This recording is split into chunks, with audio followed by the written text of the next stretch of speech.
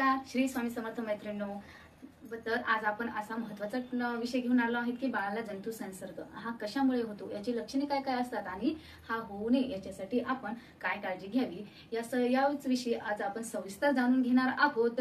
बाळ हे म्हणजेच नवजात बाळ हे अतिशय नाजूक व संवेदनशील असते. त्याला जंतू संसर्ग हा फुफ्फुस, मेंदू किंवा रक्तातही होऊ शकतो. तर याची लक्षणे कोणकोणती आहेत, आपण ओळखायचं कसा, त्याच्याविषयी जाणून घेऊयात. सतत रडत असेल, बाळाला दूध पित नसेल किंवा दूध पिण्याची इच्छा होत नसेल, बाळाला श्वास घेण्यास अडथळा येत असेल किंवा बाळाला थंडी किंवा ताप भरून येत असेल, तर ही सर्व लक्षणे ही जंतू संसर्गाची आहेत आणि बाळाला जंतू संसर्ग असण्याची शक्यताही संभवते. तर अशी लक्षणे आपल्या बाळामध्ये दिसून आल्यास आपल्याला त्वरित डॉक्टरांशी संपर्क साधायचा आहे व बाळाची तपासणी करून घ्यायची आहे. आणि हो, महाराष्ट्र शासनातर्फे आशा स्वयंसेविका ह्या सुद्धा HB80 कार्यक्रमाअंतर्गत ज्यावेळी होम व्हिजिटला येतात त्यावेळी सुद्धा बाळाची यानुसार सर्व तपासणी करतात.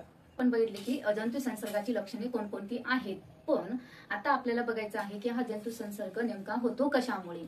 तर आपण याची कारणे बघणारच आहोत. पण माझी तुम्हाला रिक्वेस्ट आहे की जर का तुम्ही चॅनलवरती पहिल्यांदा व्हिजिट केली असेल तर प्लीज आपल्या चॅनलला नक्की सबस्क्राईब करा आणि हो, त्याच्या बाजूलाच बेल आयकॉन आहे त्यावर क्लिक करून ऑल वर क्लिक करा, जेणेकरून अशाच नवीन व्हिडिओची नोटिफिकेशन तुम्हापर्यंत येऊन जाईल.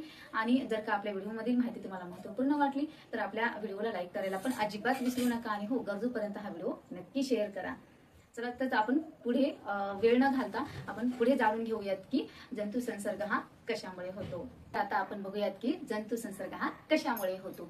जर का मातेला बाळंतपणा अगोदर म्हणजेच प्रसूतीपूर्व किंवा प्रसूतीच्या वेळी संसर्ग झाला असेल तर त्या अशा वेळी बाळाला सुद्धा संसर्ग होण्याची शक्यताही असते. बाळंतपणाच्या वेळी स्वच्छता न राखल्यास किंवा नाळ कापताना योग्य प्रकारे न कापल्यास किंवा स्वच्छता न पाळल्यास सुद्धा बाळ जन्मता कमी वजनाचे असेल किंवा अशक्त असेल तर यावेळेस सुद्धा बाळाला संसर्ग होण्याची शक्यता असते. बाळाला थंड हवामानात उघडे ठेवल्यास सुद्धा बाळाला संसर्ग होण्याची शक्यताही असते. बाळाला जी व्यक्ती वारंवार हाताळत आहे त्या व्यक्तीला जर का संसर्ग झाला असेल तर अशा परिस्थितीमध्ये सुद्धा बाळाला संसर्ग होण्याची ही शक्यता दाट प्रमाणात दिसून येते. तर मैत्रिणींनो, आतापर्यंत बघितलं की आपण जंतू संसर्गाची लक्षणे कोणकोणती असतात, तो कशामुळे होतो. आता आपण जाणून घेणार आहोत की जंतू संसर्ग होऊ नये यासाठी आपल्याला कोणत्या गोष्टी टाळता येतील, म्हणजे बाळाला आपला संसर्ग हा होणार नाही. पुढे जाण्या अगोदर मी तुम्हाला सांगू इच्छिते की हा व्हिडिओ तुम्हाला हेल्पफुल वाटत असेल तर प्लीज गरजूपर्यंत हा व्हिडिओ नक्की शेअर करा. वेळी स्वच्छता राखा किंवा बाळाला उबदार ठेवा.